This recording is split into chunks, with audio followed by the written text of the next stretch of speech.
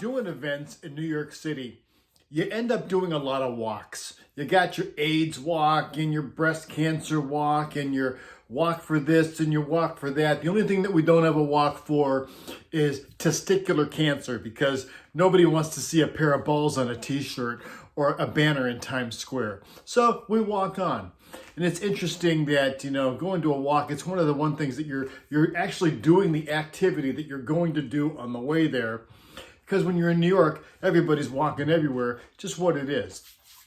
So one of the walks we do is Revlon Walk. What it's all about, I have no idea. But I know this. We go in there and we load in at 11 o'clock at night. Now, shutting down Times Square is a big deal for the NYPD. It causes a traffic problem. It's a pedestrian problem. It's a lot of problems with it. So we put this stage in Times Square and we run audio cables 10 city blocks all the way down the street. We're about an hour and a half, 2 hours loading in this, and my buddy Mark shows up, and I don't know, as they say, he didn't get the memo, and he thinks we're loading out when we're loading in. He goes right into the stage, starts pulling all the cable, uncabling everything. My buddy Harvey goes down, freaks out. I go, what is going on here? Bit of confusion. We survived it. Of course, being the Mark that he was, he ended up being hero of the gig later in the day. So the plan is that we're going to put the sound system on the scissor lift. And the scissor lift is going to go up 20 feet, 15 feet in the air. And we're going to put the sound all the way down Broadway. And that's the plan. Well, we get all these things in place. We get all the generators in place. We get all the sound system in place. And the moment comes to raise them all in the air like my boss planned, and instead of going 15 feet in the air, they went about 5 inches, because it turned out there was a bit of a weight problem, that mathematics getting in the way of everything again. So that was kind of fun, a change of plans there.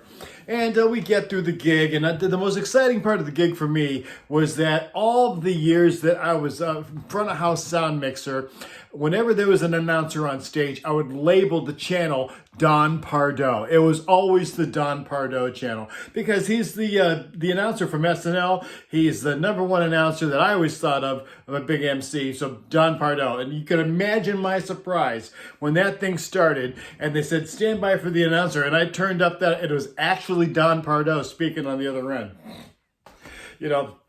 I had a big thrill out of that. Big thrill from that. But I tell you what I didn't get a thrill from, and that was the loadout. Now, for this show, we had 3 trucks that we needed. 3 trucks. And the sound company had 3 truck drivers. We had Finn, the hippie. We had Epi from the Ferrari driving school, and we had a 3rd driver called Scooby Bro, who was later fired for selling a truck full of equipment for a bottle of crack.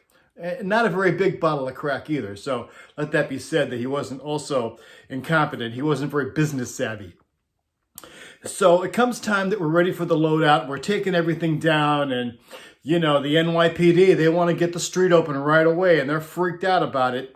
So the truck driver, Scooby Bro, shows up, and he's all out of breath. I'm like, okay, 3 trucks, right? How many drivers do we got? He looks at me and goes, 1. I have 1 driver for 3 trucks. So you know what he did? He went to Queens, he drove a truck to Manhattan, parked it somewhere, got on the subway, went back to Queens, and came back and did it 3 times.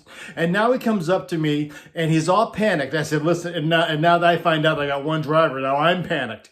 So I asked him the very important question, Scoob, where are the trucks? And he stares at me. He has no idea. This man, who is our truck driver, has forgotten where he put the trucks. So now I've got to take the stagehands, send them up and down Broadway, looking down the side streets for see if they can find a truck. So Eureka, we found one. Go up to it. I got Scooby with me. Okay, Scoob, let's get this thing moving. He's staring at me again. He has no idea where the keys are. We've only found 1 of 3 truck. We have no keys for this thing. This guy, he's like a zombie. I mean, I don't know what he's on, but what was on, but it was some disaster. The police department was really disappointed and was giving me a lot of grief over it. And at the end of the day, we got everything back in, and it was during the show, it was Mark that saved the day by finding gasoline in Times Square, which is like, how did it even do that, to fill up the generators around the site.